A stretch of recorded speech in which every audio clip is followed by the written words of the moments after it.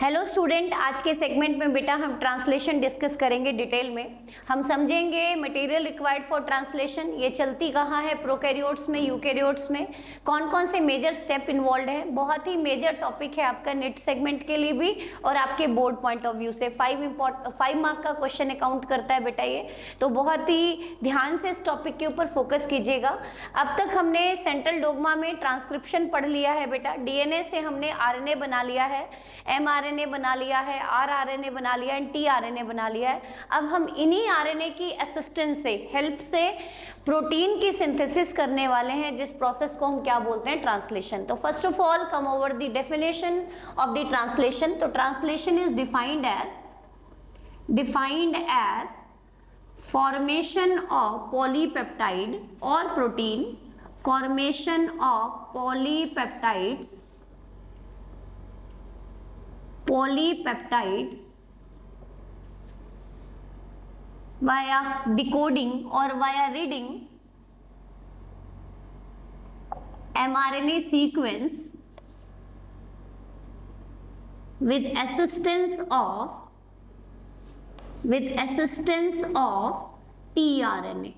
मतलब ये एक प्रोसेस है बेटा, सिंपल लेमन लैंग्वेज में कहूँ तो प्रोटीन सिंथेसिस की प्रोसेस को, प्रोटीन की फॉर्मेशन या प्रोटीन सिंथेसिस की प्रोसेस को हम ट्रांसलेशन बोलते हैं। हमें एमआरएनए को ट्रांसलेट करना है, जो वो इंफॉर्मेशन लेके आया है डीएनए से, उस इंफॉर्मेशन को हमें डिकोड करना है, हमें प्रोटीन बनाना है। क्लियर?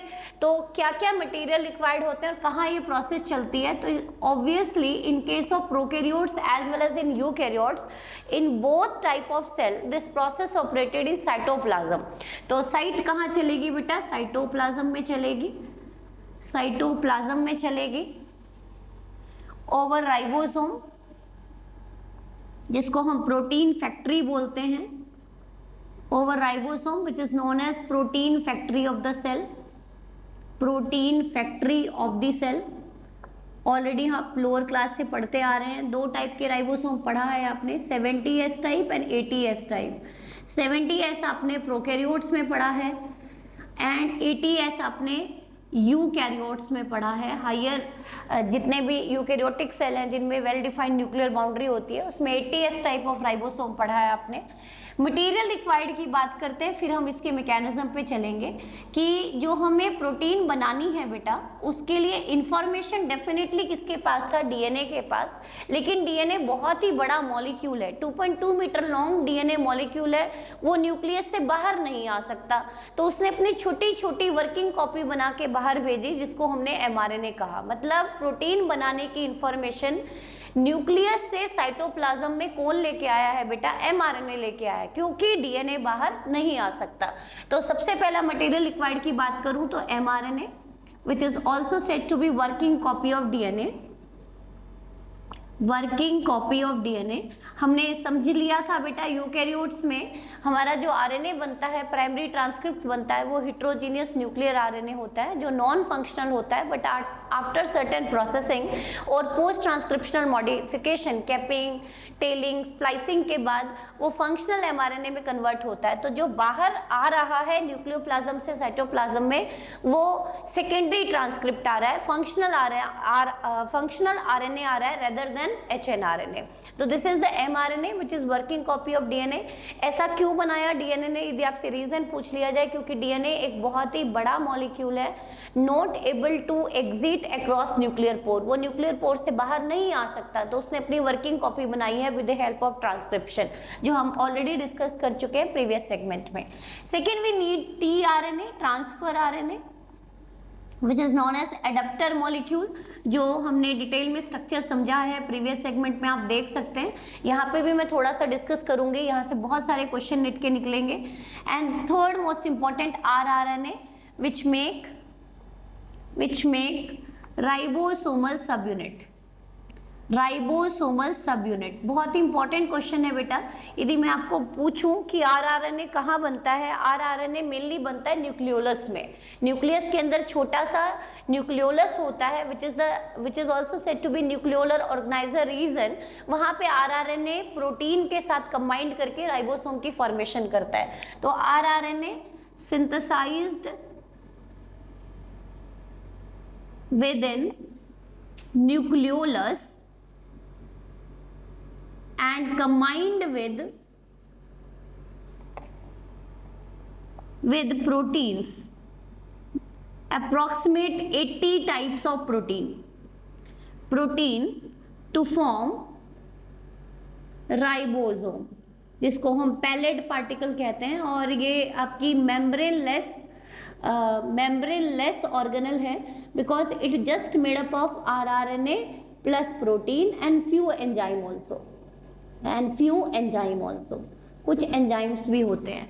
मतलब यदि मैं आपको राइबोसोम की कंपोजिशन की बात करूं, जिसको हम प्रोटीन फैक्ट्री कहते हैं, वो 3 चीजों से मिलकर बनी होती है बेटा, rRNA, proteins, diverse type of protein, more than 80 types, and few enzymes जो ट्रांसलेशन में इन्वॉल्व होते हैं, जिनके बिना पेप्टाइड बॉन्ड की फॉर्मेशन नहीं हो सकती। And the third most important, third material के बाद हम आ जाते हैं fourth material, we need certain type of ions, क्योंकि जो राइबोसोम की सब यूनिट्स होती है बेटा, small and larger sub unit, before translation they all are present in dissociated form, and at the arrival of mRNA वो दोनों की दोनों सब यूनिट जुड़ती हैं, जिसको हम असेंबली ऑफ राइबोसोम कहते हैं। उसके लिए बहुत सारे आयंस रिक्वायर्ड होते हैं, मेनली कौन सा ion? Magnesium ion. Magnesium ion required for assembly of, जो आप लोगों ने डिटेल में क्लास 11th में पढ़ा है साइटोलॉजी में, required for assembly of ribosome, ribosomal sub units. Ribosomal sub units की असेंबली के लिए जोड़ने का काम करता है magnesium ion. Around 1 to 2 millimole magnesium required in eukaryotes and 0.0 millimole magnesium required in prokaryotes. मतलब यदि इसके बिलो कंसेंट्रेशन होगी, if the concentration of magnesium ion below in respective cell, then there is no protein synthesis, क्योंकि ribosome assembled ही नहीं होंगे, assembly ही नहीं बनेगी, दोनों सब यूनिट नहीं जुड़ेंगे और प्रोटीन की सिंथेसिस नहीं होगी। तो magnesium ion play very crucial role along with few other ions in certain amount like sodium ion, potassium ion and magnesium ion in traces amount. This are present in traces, very low amount. Clear? But the major ion यदि आपसे पूछ लिया जाए तो आप किसके साथ जाने वाले हैं? मैग्नीशियम। कि यदि सेल के साइटोप्लाज्म में मैग्नीशियम की डेफिशिएंसी होती है तो दोनों सब यूनिट नहीं जुड़ती और ट्रांसलेशन की प्रोसेस नहीं चलती, प्रोटीन सिंथेसिस नहीं होगी। क्लियर? इसके अलावा हमें चाहिए बेटा बहुत सारे एंजाइम्स। एंजाइम चाहिए हमें, एक एंजाइम चाहिए peptidyl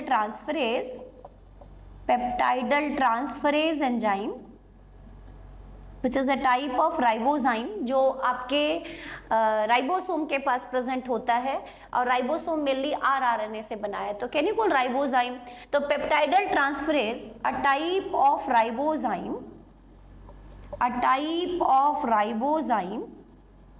present within present in ribosome or it is located at P site, and P site develop जब कोडॉन रीड होना शुरू होगा, वो हम लेटर ऑन डिस्कस करेंगे। Peptidyl transferase enzyme present in ribosome required या इट इज एसेंशियल या required या आप कहें कि it is associated with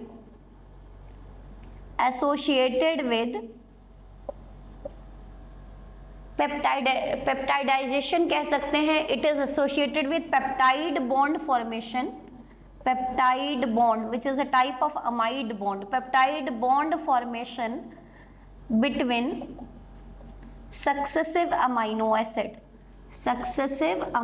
acids. Clear? And one more important enzyme is amino acyl tRNA synthetase or synthase. Shortly it is said to be synthase In few book it is written as synthetase. Amino acid tRNA synthetase is required for formation of charged tRNA और charge tRNA. Charge tRNA उन tRNA को बोलते हैं जो activated amino acid को उठा के ले जाते हैं सेलुलर पूल और कहाँ पे जाके अनलोड करके आते हैं बेटा, राइबोसोम के ऊपर। तो these are the material required for the complicate process translation, मतलब ट्रांसलेशन के लिए इन सारे चीज़ों की रिक्वायरमेंट होती है। तो हमने मटेरियल रिक्वायर्ड समझा, साइट की बात पढ़ी, कब चलती है ये बेटा, सेल साइकिल के किस फेज में चलती है, किस फेज ऑफ सेल साइकिल में चलती है translation, phase of cell cycle in which translation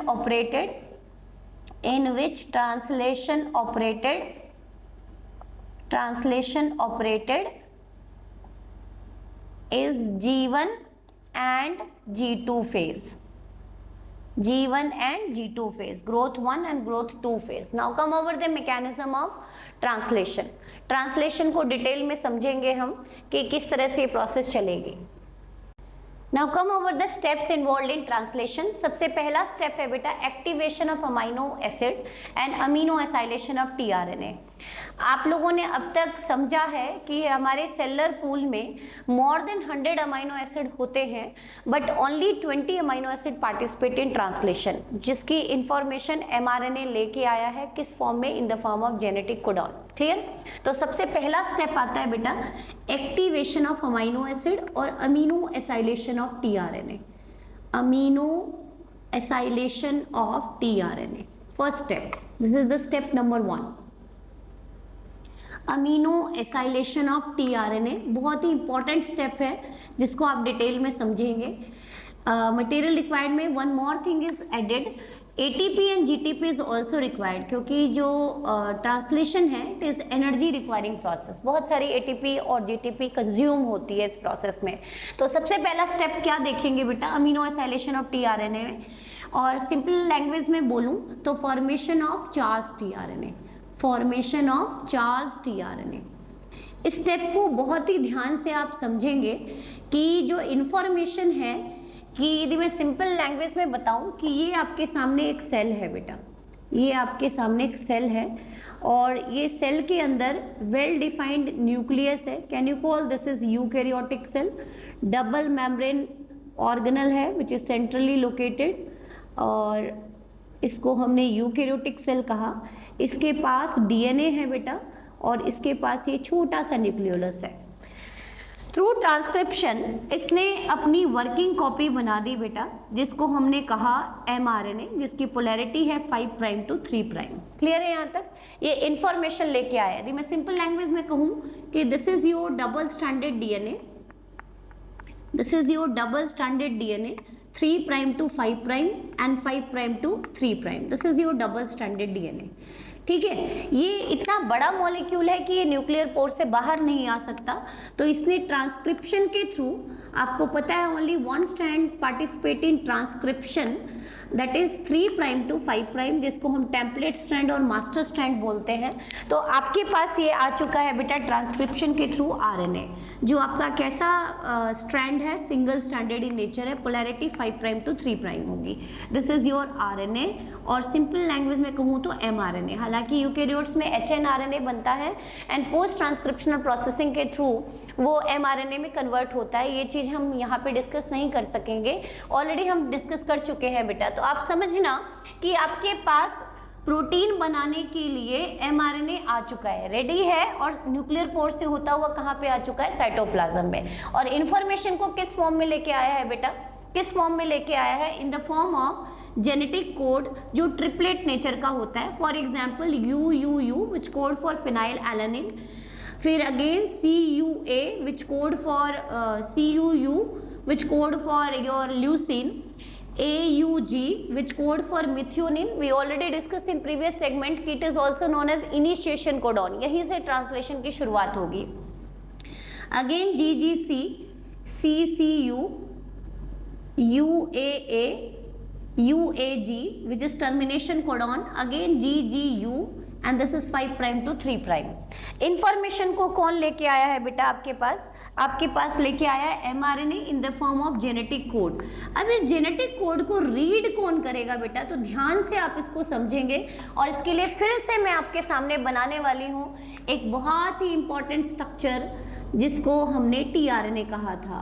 तो देखेंगे हम, this is your tRNA, this is your tRNA, this is anticodon loop, this one is DHU loop, 3 prime to 5 prime. आपके book में 5 to 3 बना है, मैं यहाँ पे इसको सिंप्लीफाई करने के लिए बताना चाहती हूँ कि यदि आपका 5 प्राइम टू 3 प्राइम mRNA है तो उसके साथ tRNA जुड़ने वाला है 3 प्राइम टू 5 प्राइम। आपको पता है 3 प्राइम टू 5 प्राइम। यदि सिंपल लैंग्वेज में कहूँ कि ये लूप स्ट्रक्चर होता है, इसमें इंट्रामोलिकुलर हाइड्रोजन बॉन्डिंग होती है। Intramolecular hydrogen bonding is present in which type of RNA? Normal case में आरएनए में हाइड्रोजन बॉन्डिंग नहीं होती एक्सेप्ट टीआरएनए, एक्सेप्ट टीआरएनए, इसलिए इस लूप लाइक स्ट्रक्चर में होता है। इसको हमने बोला था T psi C loop, pseudouridine होता है।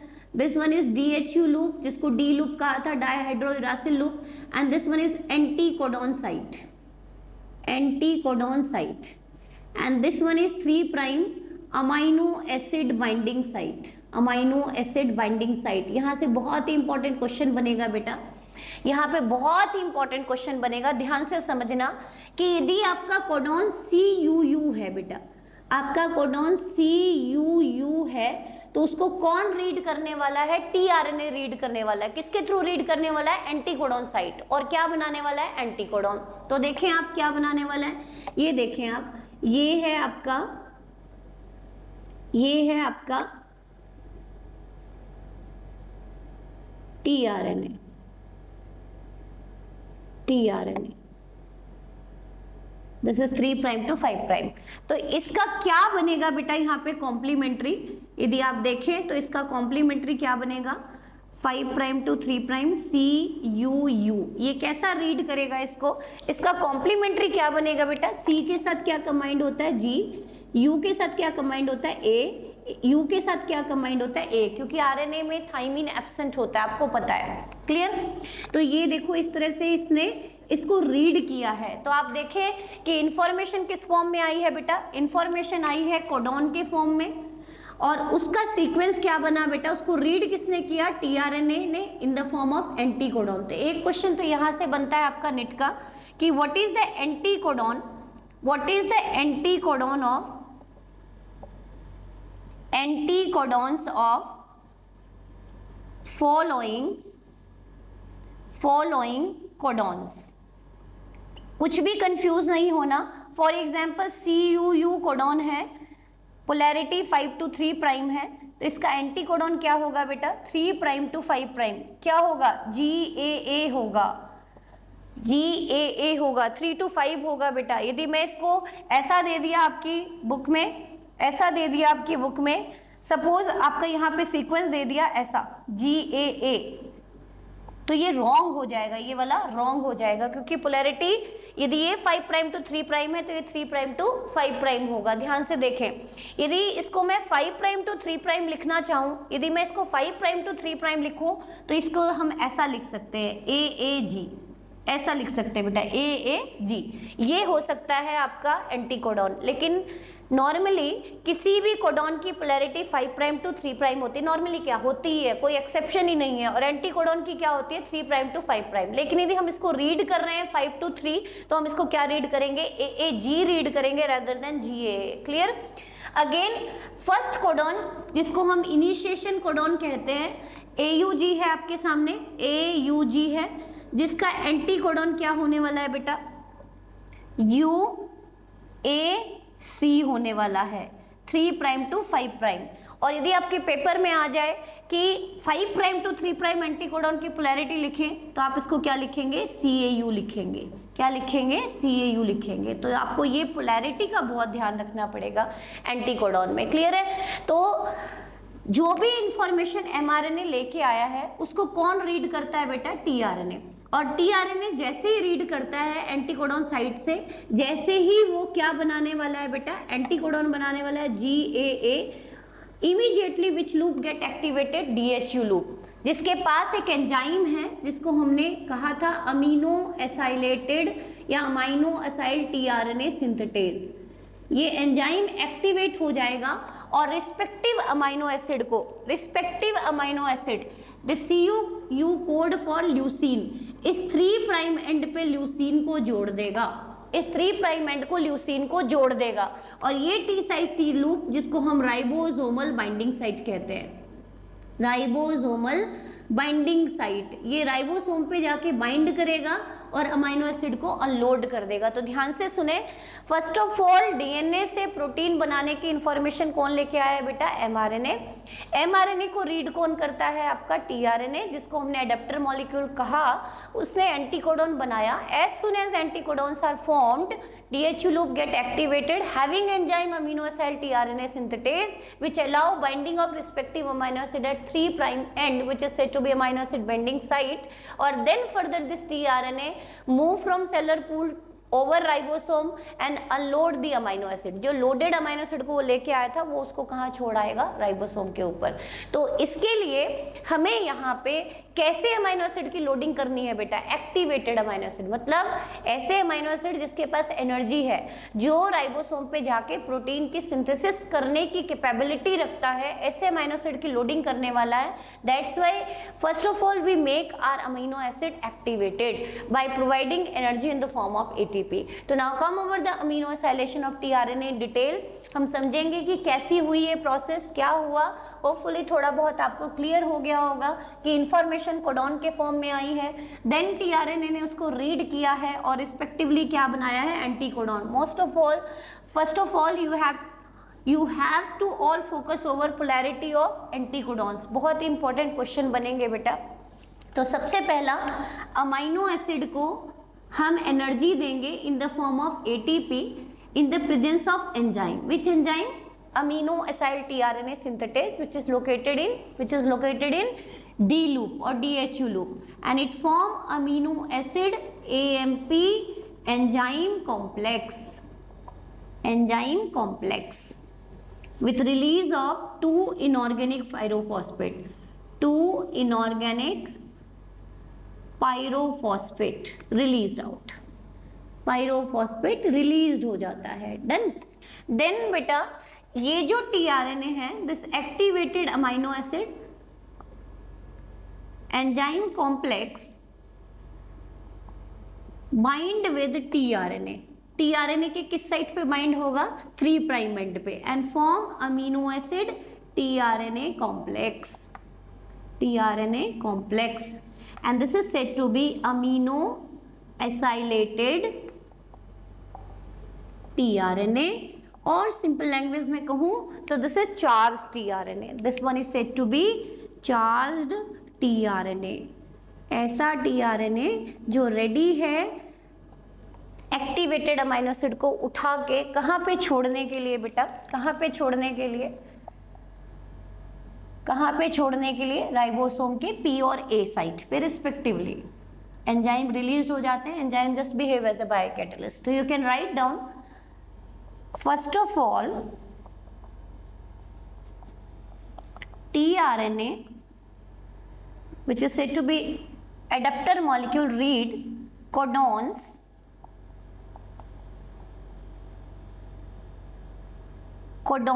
of mRNA in the form of anticodon,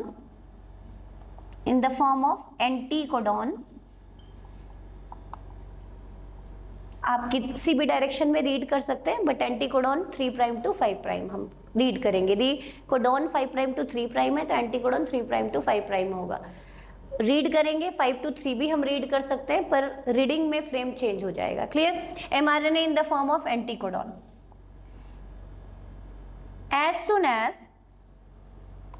as soon as anticodons are formed,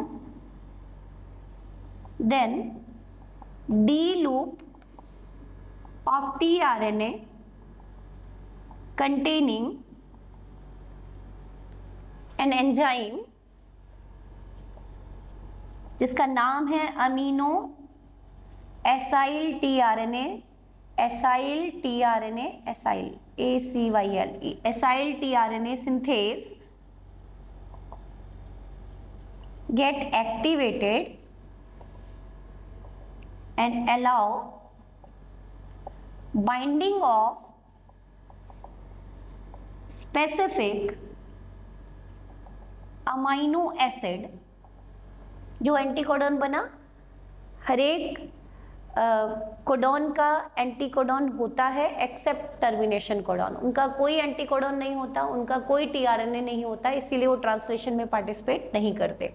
allow binding of specific amino acid at 3 prime of tRNA.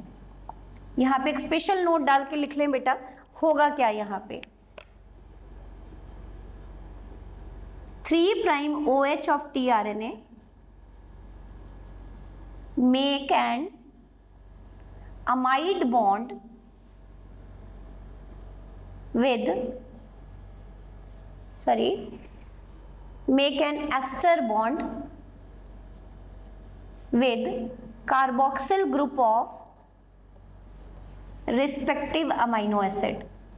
जो भी अमाइनो एसिड आने वाला है वो जुड़ेगा बेटा, किस प्राइम एंड पे जुड़ेगा, 3 प्राइम एंड पे। फॉर एग्जाम्पल एक बार फिर से देख लेते हैं, ये था आपका diagram,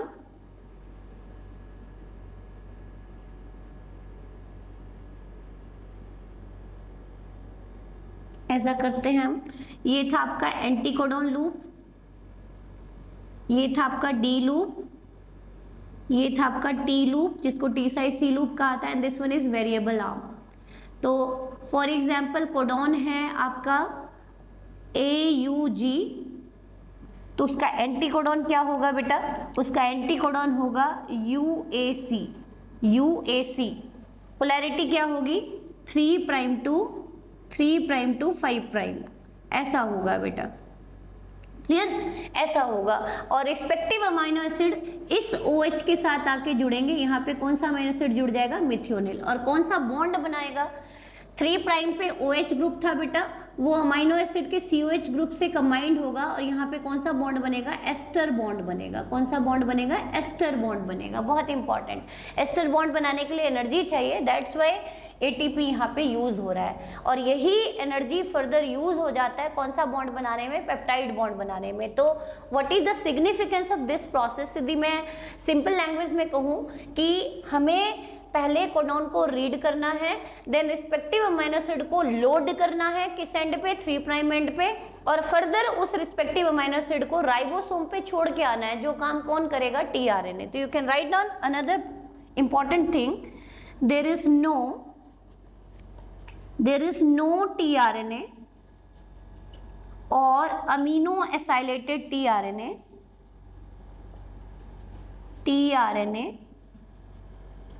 for nonsense codon.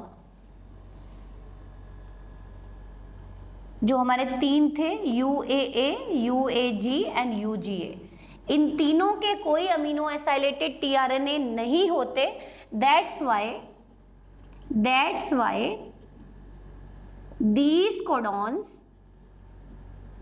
never participate in translation।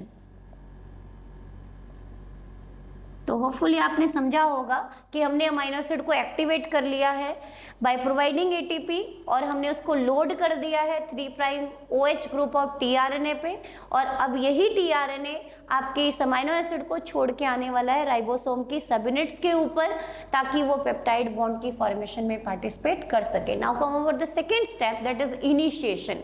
क्या होने वाला है बेटा इस स्टेप में, हम सब कुछ डिटेल में समझेंगे।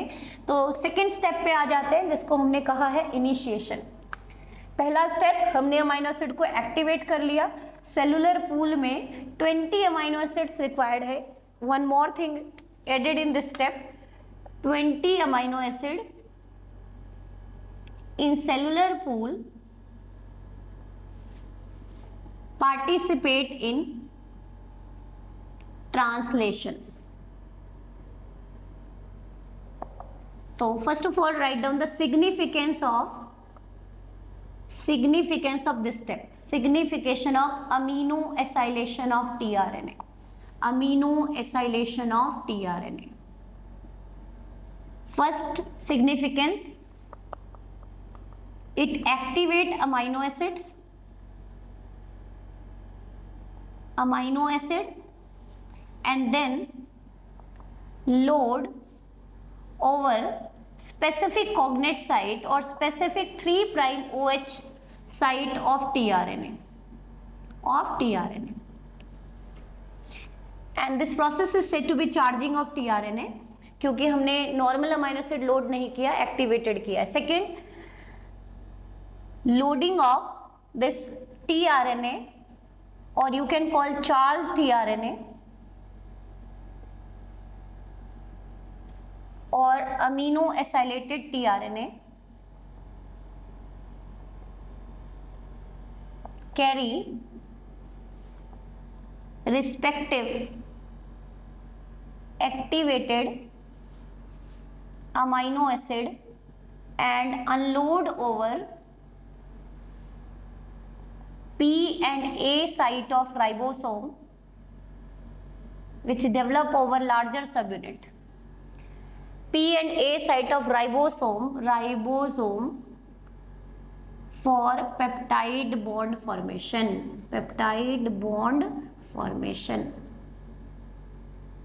So this is the significance of amino acylation. Now come over the second step, initiation. कब होगी ट्रांसलेशन की शुरुआत?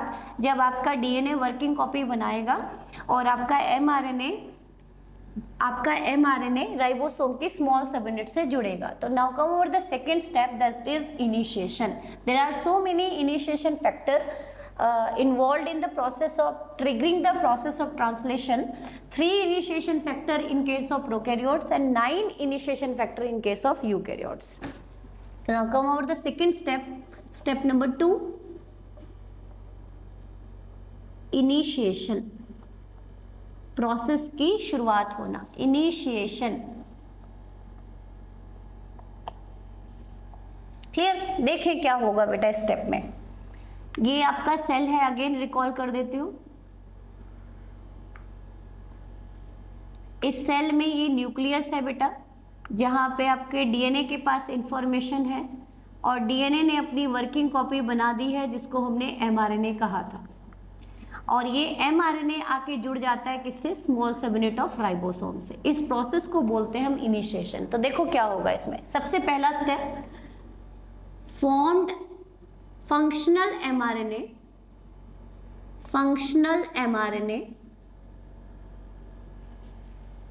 which is known as secondary transcript in case of eukaryotes. Here functional mRNA encountered with small subunits of ribosome. यदि मैं eukaryotes की बात करूं तो राइबोसोम की स्मॉल सबयूनिट होती है बेटा 40S, और यदि मैं प्रोकैरियोट्स की बात करूं तो उसमें होती है 30S. लेकिन प्रोकैरियोट्स में हमने समझा था कि both transcription and translation operated in same compartment. यदि ये बात करूं कि this is in case of eukaryotes, और यदि मैं प्रोकैरियोट्स की बात करूं तो हमने समझा था कि जो डीएनए जो है वो न्यूक्लियर बाउंड्री ना होने की वजह से अभी तक ट्रांसक्रिप्शन चल रही है. 3' एंड अभी भी डीएनए से जुड़ा हुआ है. 3' एंड अभी भी डीएनए से जुड़ा हुआ है, मतलब ट्रांसक्रिप्शन अभी भी चल रही है. और यहाँ पे राइबोसोम अटैच हो चुका है और ट्रांसलेशन की प्रोसेस शुरू हो चुकी है. ये बात आती है प्रोकैरियोट्स की. मतलब इन case of prokaryotes, transcription and translation coupled because both operated in same compartment and due to formation of functional RNA. हम यूकेरियोट्स की बात कर रहे हैं कि जो बना हुआ आरएनए है वो न्यूक्लियर पोर से होता हुआ बाहर आ चुका है और किससे आके जुड़ गया बेटा? Small subunit of ribosome on the basis of complementary base pair rule. अब कहेंगे ऐसा कैसे? तो आपको मैं ऑलरेडी एक्सप्लेन कर चुकी हूँ कि राइबोसोम किससे मिलके बना है। राइबोसोम मिलके बना है rRNA proteins plus few enzyme, क्योंकि आरआरएनए से बना है, that's why these enzyme are said to be ribozyme. Clear? Now the second step देखो बेटा, ये क्या हुआ, ये है आपका एमआरएनए, इसके ऊपर बना देते हैं हम कोडॉन।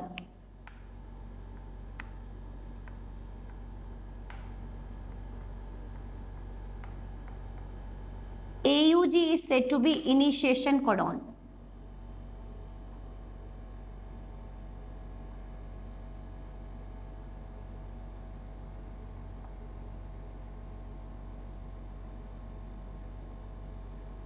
क्लियर? तो आपको मैंने बताया था कि जब तक इनिशिएशन, यहां पे देखो बेटा, यहां पे आके आपका जुड़ गया है small sub unit of ribosome, this is the small sub unit of ribosome, this one is small sub unit of ribosome, जिसकी सेडिमेंटेशन रेट है 40S। क्लियर?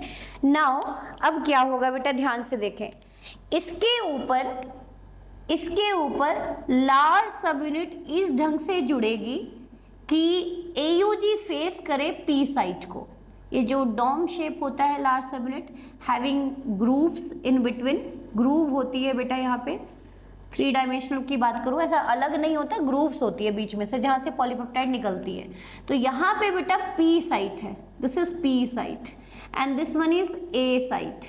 और टुवर्ड्स ऑब्जर्वर हमारे पास, जिसको मैं बोर्ड पे रिप्रेजेंट नहीं कर सकती, उसको मैंने नाम दिया E site, exit site. Clear? Special note डाल के लिख लें, larger sub unit of ribosome, सब unit of ribosome consist of 3 active sites, P site, which is said to be peptidal transferase site, इसी साइट पे ये एंजाइम होता है और ये एंजाइम एक्टिवेट होगा जब इसके ऊपर मिथियोनिन अटैच होगा बेटा। And A stand for amino acylated site, और सिंपल लैंग्वेज में कहूँ तो अमीनो एसिड बाइंडिंग साइट, इसी साइट पे आके tRNA अटैच होते हैं और अमीनो एसिड को अनलोड करते हैं। And E stand for exit site, जहाँ से बनने वाला पॉलीपेप्टाइड बाहर निकलेगा, जिसको हमने एग्जिट साइट कहा। तो इसमें क्या होगा बेटा, अब लिखें, functional mRNA encountered with small sub unit on the basis of complementary base pair rule, जुड़ गया। Now the second point, larger sub unit of ribosome, that is 60S in case of eukaryotes।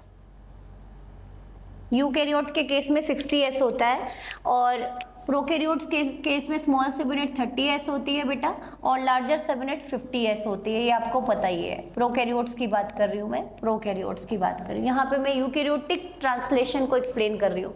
Larger sub unit of ribosome attached over smaller सब unit in that manner as initiation codon AUG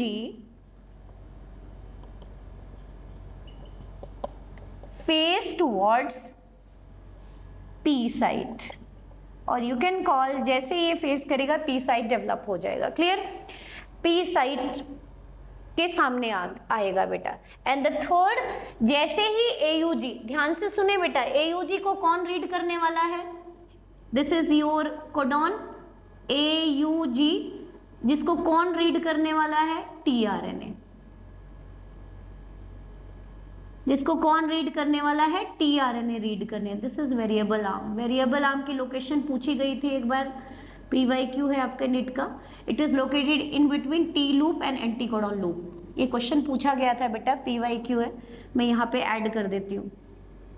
variable arm जिसका repairing work है और कुछ work अभी भी unknown है। Variable arm located in between T psi C loop, जिसको short में T loop, and anticodon loop, anticodon loop के बीच में प्रेजेंट होता है, एंड नॉट प्रेजेंट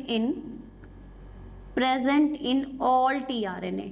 ऐसा कोई मैंडेटरी नहीं होता कि सभी टीआरएनए में प्रेजेंट हो। क्लियर? तो एयूजी को रीड कौन करेगा बेटा? एंटीकोडॉन, और इसका एंटीकोडॉन लूप क्या बनाएगा? इसका एंटीकोडॉन बनाएगा, और यहाँ पे मिथियोनिन अटैच हो जाएगा, यहाँ पे मिथियोनिन अटैच हो जाएगा। तो देखें आप क्या होगा, एयूजी को टीआरएनए ने रीड किया और रिस्पेक्टिव अमाइनो एसिड को यहाँ पे लाके छोड़ेगा। किस साइट के थ्रू छोड़ेगा? टी लूप के थ्रू छोड़ेगा।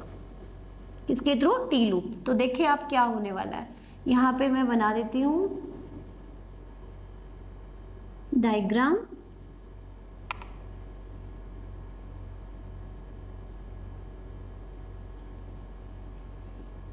किस लूप से ये जुड़ रहा है बेटा? This is 5 prime, this one is 3 prime. T loop से जुड़ रहा है, this one is T loop. और यहाँ पे ये किसको लाके अटैच कर देगा? मिथियोनिल टीआरएनए। सिंपल मैं बना देती हूँ यहाँ पे डायग्राम। यहाँ पे अटैच हो गया आपका, यहाँ पे अटैच हो गया आपका टीआरएनए।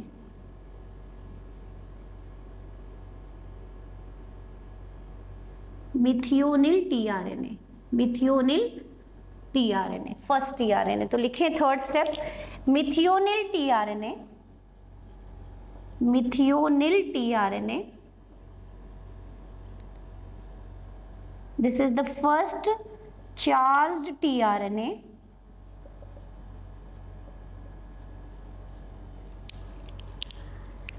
और वहीं पे बेटा formyl methionyl tRNA, formulated group in first charged tRNA in prokaryotes। बस इतना डिफरेंस है यूकैरियोट्स में एंड प्रोकैरियोट्स में। हमारे अंदर सिंपल मिथियोनिल टीआरएनए आता है, प्रोकैरियोट्स में फॉर्माइल मिथियोनिल टीआरएनए आता है, मिथियोनिल टीआरएनए आता है। This is the first tRNA, charge tRNA. Methionyl tRNA attached over P site and trigger the process of translation। तो ट्रांसलेशन में हमने 3 चीजें समझी बेटा। हमने सबसे पहला इनिशिएशन में समझा कि जो बना हुआ आरएनए है, एमआरएनए है, जिसकी पोलैरिटी 5 प्राइम टू 3 प्राइम है, वो सबसे पहला राइबोसोम की छोटी सब यूनिट से जुड़ता है, जिसको हमने 40S कहा।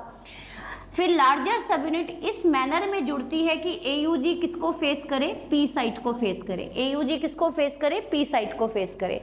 As soon as tRNA AUG को रीड करेगा, एंटीकोडॉन बनाएगा, और रिस्पेक्टिव अमीनो एसिड को चार्ज टीआरएनए और अमीनो एसाइलेटेड टीआरएनए किस साइट पे आके जुड़ जाएंगे बेटा? पी साइट पे। मतलब टीआरएनए जो एक्टिवेटेड अमीनो एसिड को उठा के लाया था, जिसको हमने चार्ज टीआरएनए और अमीनो एसाइलेटेड टीआरएनए कहा था, वो किस साइट पे आके जुड़ रहा है बेटा? पी साइट पे। तो this is the complete initiation. ऐसा देखा गया है इनिशिएशन में, और इसमें बहुत सारी चीजें इन्वॉल्व होती हैं बेटा। स्पेशल नोट डाल के लिख सकते हैं, 3 initiation factor required in case of prokaryotes and 9 eukaryotic initiation factor required in eukaryotes. कि बहुत सारे proteins, it is complicated process, 3 step होती है। Now come over the third most important step, that is elongation. Third most important step that is elongation, कि peptide bond बनेगी कैसे बेटा। तो थर्ड स्टेप पे आ जाते हैं, जिसको हमने इलोंगेशन कहा। तो इनिशिएशन में आपने समझा कि इनिशिएशन में पेप्टाइड बॉन्ड की फॉर्मेशन नहीं होती, जिस प्रोसेस इनिशिएट होती है, ट्रिगर्ड होती है। पी साइट एक्टिवेट हो चुके हैं, पी साइट पे मोस्ट इंपॉर्टेंट एंजाइम है पेप्टाइडल ट्रांसफरेज, वो भी एक्टिवेट हो चुका है। Now there is starting of polypeptide bond formation. Now come over the third step, that is most important step, step number 3, elongation.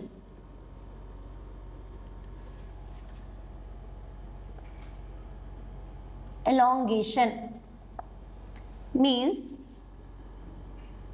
formation of peptide bond, which is a type of amide bond between successive amino acid. Successive amino acid. अब तक हमने diagram में क्या समझा? ये है आपका एक mRNA जिसकी कोई भी हाइपोथेटिकल सीक्वेंस हो सकती है, कोई भी सीक्वेंस हो सकती है बेटा. ऑलवेज प्रोसेस कब स्टार्ट होगी? जब इनिशिएशन कोडॉन आएगा AUG. नेक्स्ट कोडॉन से this is GGC, CCU, UAG, GGG, again UAC. Done. Clear? तो हमने अब तक समझा था कि राइबोसोम की सब यूनिट से जुड़ता है, स्मॉलर सब यूनिट से, जिसको हमने नाम दिया था 40S in case of eukaryote. फिर सॉरी, ये थोड़ा रॉन्ग हो गया बेटा. ऑलवेज कहाँ पे जुड़ेगा? Initiation codon. इनिशिएशन कोडॉन हमारा क्या था? AUG. इसको करेक्ट कर लें. AUG कोई भी सीक्वेंस लिख लें, ऐसा कोई हार्ड एंड फास्ट रूल नहीं है कि हमें सीक्वेंस कोई भी, क्योंकि ये आपको याद नहीं करना है. कोई भी लिख लें, CUC लिख लें, कुछ भी लिख लें. क्लियर? तो आप देखें क्या होने वाला है. यहाँ पे हमारा स्मॉलर सब यूनिट ऑफ राइबोसोम जुड़ा था यहाँ पे, और इसी के साथ जुड़ गया था बेटा larger sub unit having grooves, जिसमें से पॉलीपेप्टाइड बन के बाहर निकलेगा. डन. ऐसा कुछ होता है. यहाँ पे ग्रूव्स होती हैं. 3 डायमेंशनल स्ट्रक्चर प्रॉपर होता है बेटा. 3 साइट होते हैं, P site, A site and E site. Clear? P site पे, दिस इज P साइट, जिसपे आपका आया था कौन सा tRNA बेटा? मिथियोनिल tRNA. मिथियोनिल tRNA. क्लियर? यहां तक हमारा स्टेप हो गया था. तो आपने क्या देखा था इनिशिएशन में? लास्ट स्टेप में क्या हुआ था बेटा? मिथियोनिल tRNA कहां पे अटैच हो गया था? P साइट पे. मिथियोनिल tRNA अटैच हो गया था, ये लेके आया है मिथियोनिन अमीनो एसिड का. प्रोकैरियोट्स में ये फॉर्माइल मिथियोनिन लेके आता है. Now this is P site and this is A site. Clear? अब क्या होगा बेटा? देखो ध्यान से. अब होगा क्या? बहुत ही इंपॉर्टेंट. ये प्रोसेस शुरू हो चुकी है, लेकिन अभी हमें पेप्टाइड बॉन्ड बनाना है. तो now this ribosome shifted to next codon. Move करता है, एक कोडॉन से दूसरे कोडॉन पे मूव करता है, जब तक कि टर्मिनेशन कोडॉन नहीं आ जाए. जब तक कि टर्मिनेशन कोडॉन नहीं हो जाए, मूव करेगा कोडॉन टू कोडॉन. तो लिखे इलोंगेशन में, as soon as methionyl tRNA attached over P site, the ribosome assembly या राइबोसोम असेंबली और assembled ribosome assembly, the ribosome assembly occur in the presence of magnesium ion. हमने already समझ लिया था बेटा, मैग्नीशियम बहुत ही क्रूशियल रोल प्ले करता है दोनों सब यूनिट को जोड़ने में, क्योंकि जब तक दोनों सब यूनिट नहीं जोड़ेंगे ट्रांसलेशन की प्रोसेस नहीं होगी. तो as soon as methionyl tRNA attached over P site, the ribosome assembly translocate over, translocate मतलब move over next codon. In the presence of few protein named eukaryotic translocation factor. In the presence of eukaryotic translocation factor and GTP, मतलब कोई भी चीज move कर रही है तो अपने आप थोड़ी मूव करेगी, एनर्जी चाहिए. तो बहुत ही इंपॉर्टेंट है बेटा कि जो ये राइबोसोम मूव कर रहे हैं कोडॉन टू कोडॉन, AUG से किस पे चला गया? GGC पे. अब आपका राइबोसोम शिफ्ट होके कहाँ आ चुका है बेटा? यहाँ आ चुका है. यहाँ आ चुका है, ट्रांसलोकेशन हो चुकी है, यहाँ पे शिफ्ट कर गया ये, नेक्स्ट कोडॉन पे जाएगा, नेक्स्ट कोडॉन पे जाएगा, इस तरह से मूव करेगा till arrival of termination codon. ऐसी प्रोसेस चलती है। तो लिखें आप कि अपने आप मूव नहीं करता, need eukaryotic translocation factor plus GTP, guanosine triphosphate energy use करता है बेटा, यहाँ पे मूवमेंट अपने आप नहीं होती। तो राइबोसोम मूव करता है rather than mRNA, mRNA fix होता है, राइबोसोम मूव करते हैं कोडॉन टू कोडॉन। तो अब लिखें आप ribosome move over mRNA that is from one codon to another codon, another successive codon to successive codon till arrival of nonsense codon, जब तक कि नॉनसेंस कोडॉन नहीं आ जाते। तो आप देखें क्या होने वाला है बेटा, पी साइट पे क्या आ गया आपका, मिथियोनिल टीआरएनए। तो नाउ द नेक्स्ट डायग्राम, उस डायग्राम में हम समझेंगे कि क्या हुआ बेटा। तो आप देखें इस डायग्राम में क्या होगा, इस डायग्राम में अब क्या होगा। आपके सामने एक हाइपोथेटिकल सीक्वेंस थी एमआरएनए की। सबसे पहला आपने देखा कि कितनी भी बड़ी सीक्वेंस हो, ऑलवेज वही सीक्वेंस पार्टिसिपेट करेगी ट्रांसलेशन की, which is located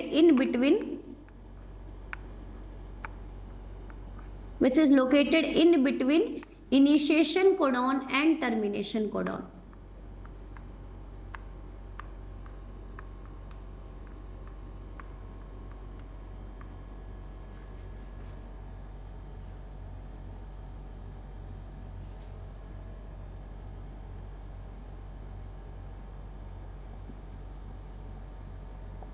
UAG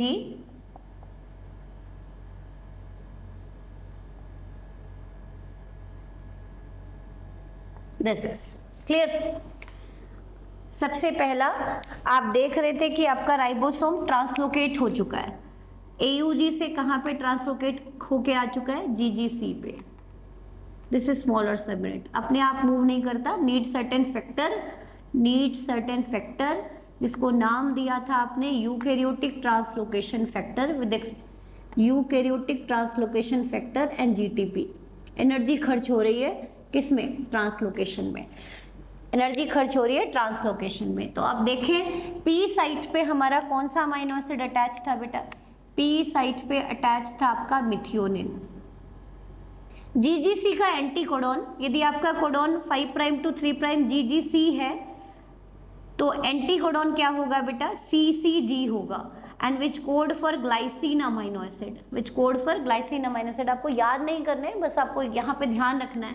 this is P site, this one is a site. Amino acid अकेले नहीं आते, एक्चुअल में यहाँ पे क्या आते हैं बेटा, टीआरएनए आते हैं, जिसको हमने अमीनो एसाइलेटेड टीआरएनए कहा है। तो आप समझेंगे क्या होगा। तो क्या कह रहा है यहाँ पे, ध्यान से देखें, यहाँ पे ध्यान से देखें कि सपोज ये पी साइट है और पी साइट पे ये अमाइनो एसिड अटैच है, जिसका सी टर्मिनल फेस कर रहा है बेटा किसकी तरफ, ए साइट की तरफ, अमीनो एसाइल साइट और अमीनो एसिड बाइंडिंग साइट की तरफ। और जो ए साइट पे अमीनो एसिड है बेटा, उसका एन टर्मिनल फेस कर रहा है किसकी तरफ, पी साइट की तरफ। ध्यान से देख लें, बहुत ही इंपॉर्टेंट है। This is the generalised diagram. मैं यहाँ पे कोई स्पेसिफिक स्ट्रक्चर ड्रॉ नहीं कर रही हूँ, जनरल डायग्राम बना रही हूँ अमीनो एसिड का। जनरल फ्रेम आपको पता ही है, आर ग्रुप यहाँ पे वेरिएबल है, आर ग्रुप यहाँ पे वेरिएबल है। This is the general diagram. दो फंक्शनल ग्रुप होते हैं, NH2 एंड COH ग्रुप। तो मैंने क्या कहा, से this is methionine amino acid and से दिस इज ग्लाइसिन, जो आपके ए साइट पे अटैच है। क्लियर। तो यहां से बेटा जैसे ही मिथियोनिन अटैच होता है पी साइट पे, एक एंजाइम एक्टिवेट हो जाता है जिसको हमने नाम दिया था पेप्टाइडल ट्रांसफरेज। तो यहाँ पे इन the presence of enzyme peptidyl transferase, ये एंजाइम कहाँ पे लोकेटेड है, larger sub unit of ribosome. It is a type of ribozyme RNA based enzyme है और ये पी साइट पे तब एक्टिवेट होता है जब मिथ्योनिन अमाइनो एसिड अटैच होता है, इसीलिए हम मिथ्योनिन को इनिशिएटिंग अमाइनो एसिड बोलते हैं, जो ट्रांसलेशन की शुरुआत करता है। ठीक है, तो with release of 1 molecule of water there is formation of peptide bond. देख लें आप यहाँ पे NH2 and terminal, this one is R, कोई भी अल्काइल ग्रुप हो सकता है, एरोमेटिक हो सकती है, सिंपल चेन, CO बचा, यहाँ पे NH बचा बेटा, अमाइड बॉन्ड बन गया। ये भी रिप्रेजेंटेशन पूछा जाता है, आपने बायोमोलिक्यूल में क्लास 11th में समझा होगा। This is a peptide bond, this one is peptide bond, a type of amide bond जो हाईली एंडोथर्मिक रिएक्शन है। और ये एनर्जी क्यों मिली है? क्योंकि अमाइनो एसिड यहाँ नॉर्मल पहुंचे या एक्टिवेटेड पहुंचे, एक्टिवेटेड, जो हमने स्टेप 1 में डिस्कस किया था। तो this is peptide bond, this one is peptide bond. अब ध्यान से देखें बेटा क्या होगा। अगेन आप देख रहे हैं कि this is eukaryotic translocation factor और जीटीपी की हेल्प से ये राइबोसोम मूव करता जा रहा है कोडॉन टू कोडॉन। अब ये नेक्स्ट कोडॉन पे आ गया जिसको हमने यूयूयू देखा, यहाँ पे मूव कर गया। तो जो पी साइट वाला अमाइनो एसिड है मिथ्योनिन, वो किस पे चला जाएगा बेटा? ई पे। कहाँ चला जाएगा? ई पे। और ई वाला कहाँ पे, ए वाला कहाँ पे आ जाएगा बेटा? पी पे। तो आप लिखें यहाँ पे जल्दी से क्या होने वाला है। तो after the establishment of peptide bond, after the establishment of peptide bond क्या होने वाला है? ये है आपके सामने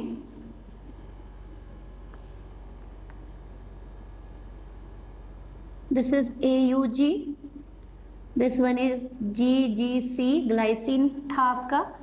again this is UUU, phenyl alanine. तो देखिए क्या होने वाला है, ये है आपका राइबोसोम। अब जो A साइट वाला था बेटा वो किस पे आ गया? P पे। और P वाला किस पे चला गया? E पे, glycine. This one is phenyl alanine. इस तरह से बॉन्ड बनते जा रहे हैं। ये है आपके अमाइनो एसिड, इनके बीच में बॉन्ड बनता जा रहा है बेटा। और कॉन्टिन्यूसली राइबोसोम मूव करता जा रहा है, continuously eukaryotic translocation factor with utilisation of GTP, ये मूव करता जा रहा है कोडॉन टू कोडॉन। तो आप लिखिए इलोंगेशन में क्या होगा? Peptide bond is formed between COH group of P site and NH2 group of A site. A site पे जो अमाइनो एसिड थे उसका NH2 ग्रुप बेटा, और P साइट पे जो थे उसका COH group. Always C terminal participate करेगा। मतलब अब आप देख लो ग्लाइसिन किस पे आ चुका है? ग्लाइसिन P पे आ चुका है, फिनाइल एलानिन A पे आ चुका है, मिथ्योनिन E पे जा चुका है। एग्जिट होता जा रहा है, बनता जा रहा है, एग्जिट होता जा रहा है। तो peptide bond is formed between this group in the presence of an enzyme peptidal transferase, peptidal transferase. Now after formation of peptide bond,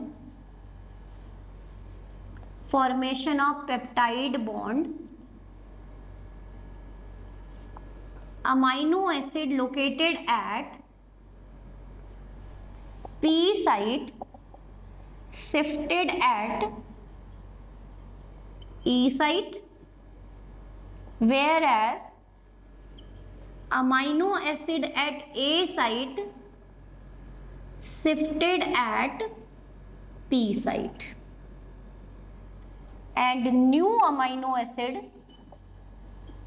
always unload over A site।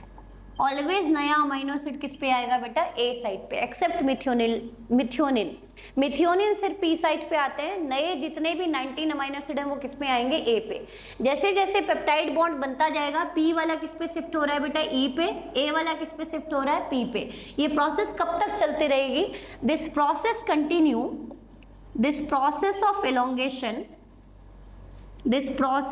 Elongation which is highly endothermic, क्योंकि ribosome move कर रहे हैं codon to codon. हालांकि peptide bond बनाने के लिए additional ATP नहीं चाहिए, हम ऑलरेडी अमीनो एसिड को एक्टिवेट करा चुके हैं स्टेप 1 में। तो this process of elongation occur till there is arrival of termination codon on mRNA sequence।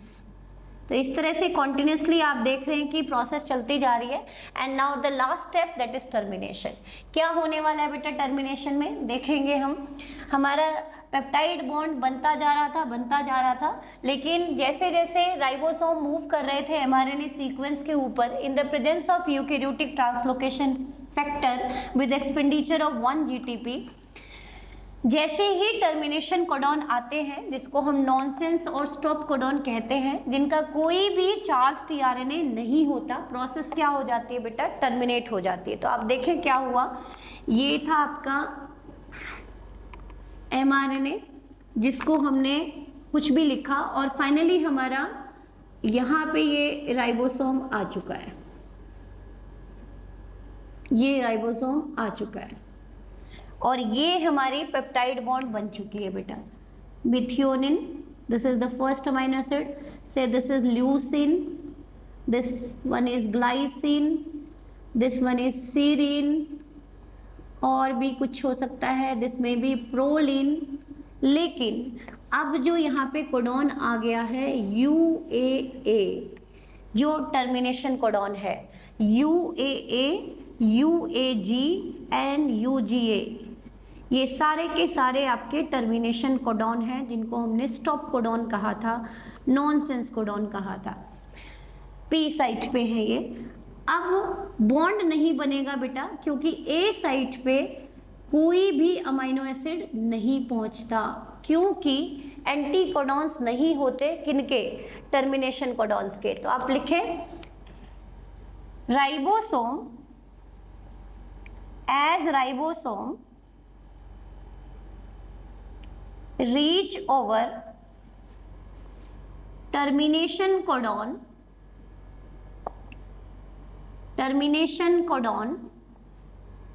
of mRNA sequence, then there is no arrival of amino acid at A site, because stop codon having no anticodon और no tRNA, इनका कोई tRNA नहीं होता, इसीलिए process क्या हो जाएगी, stop हो जाएगी, प्रोसेस रुक गई बेटा। नाउ द फॉर्म्ड पॉलीपेप्टाइड जो बन चुका है उसको यहां से रिलीज कराना है। Now the formed polypeptide released from ribosome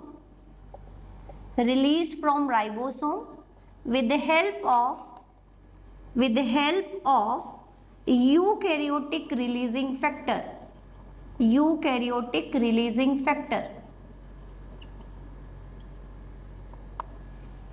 and this polypeptide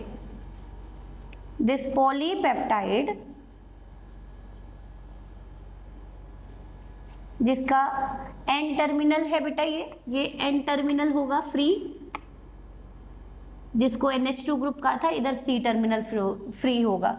this polypeptide left ribosome via groove and entered into cisternae of ER and further move towards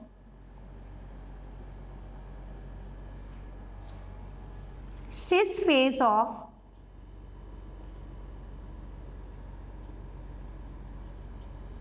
Golgi complex for further processing. फिर जो भी conjugate protein बनाने हैं, hormones बनाने हैं, glycoproteins बनाने हैं, वो सारी प्रोसेसिंग गोल्गी कॉम्प्लेक्स में चलती है, जिसको हम packaging centre of the cell बोलते हैं। आपको पता ही है कि नॉर्मल सी आपने बात सुनी होगी कि ये न्यूक्लियस है बेटा, न्यूक्लियर मेम्ब्रेन की ब्लेबिंग से, न्यूक्लियर मेम्ब्रेन की ही ब्लेबिंग से ER निकलता है और ER के ऊपर ही लोकेटेड होते हैं आपके राइबोसोम। तो जो भी प्रोटीन बना है वो राइबोसोम के ग्रुप से होता हुआ ER में जाएगा, ER से पिक उसको कौन करेगा बेटा, गोल्गी कॉम्प्लेक्स, और फिर फर्दर ये प्रोटीन कहलाएगा। ये नॉर्मल सी स्टेप होती है जिसको हम गर्ल सिस्टम क्लास 11th में पढ़ाते हैं। तो आप लोगों ने होपफुली ट्रांसलेशन को समझा होगा। सबसे पहला स्टेप हमने समझा अमीनो एसाइलेशन ऑफ tRNA, बहुत ही इंपॉर्टेंट स्टेप जिसमें अमीनो एसिड को हमने एक्टिवेट किया, चार्ज tRNA की फॉर्मेशन की। आपसे क्वेश्चन पूछा जाए कि स्टॉप कोडॉन क्यों ट्रांसलेशन में पार्टिसिपेट नहीं करते, क्योंकि उनका कोई चार्ज tRNA नहीं होता, उनका कोई एंटी कोडॉन नहीं होता,